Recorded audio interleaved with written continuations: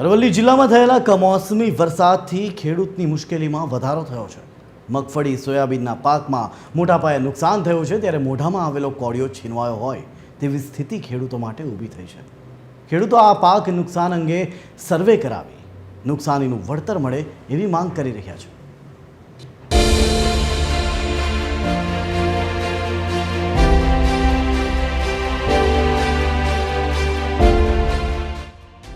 વિભાગની આગાહી અનુસાર અરવલ્લી જિલ્લાના તમામ તાલુકામાં માવઠું થયું છે, જેની અસર ખેતીવાડી પર પડી છે। ચાલુ સિઝનમાં ખેડૂતોએ મગફળી અને સોયાબીનનું વ્યાપક પ્રમાણમાં વાવેતર કર્યું છે।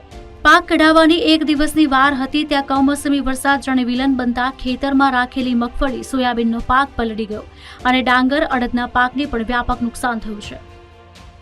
આ કમોસમી વરસાદ આજ સવારથી ધૂમધાર ચાલુ થયો છે, તે માટે તમામ ખેડૂતોને નુકસાન બહોળા પ્રમાણમાં વેઠવું પડ્યું છે। જેવા પાક કે મગફળી, સોયાબીન, અડદ, કપાસ, મકાઈ જેવા ખૂબ નુકસાન થયું છે। તો સરકારને ધ્યાન દોરીએ છીએ ખેડૂત વતીથી કે સર્વે કરીને તમામ ખેડૂતોને વળતર ચૂકવે એવી મારી નમ્ર અપીલ છે।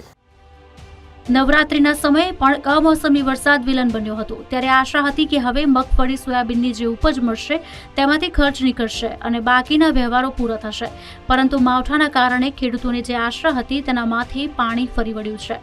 ખેડૂતોને લાખોનું નુકસાન થવા પામ્યું છે, ત્યારે ખેડૂતોએ પાક નુકસાન અંગે સર્વે કરાવીને નુકસાનનું વળતર મળે તેવી માંગ કરી છે। સમીર બલોચ, TV13 ગુજરાતી, અરવલ્લી।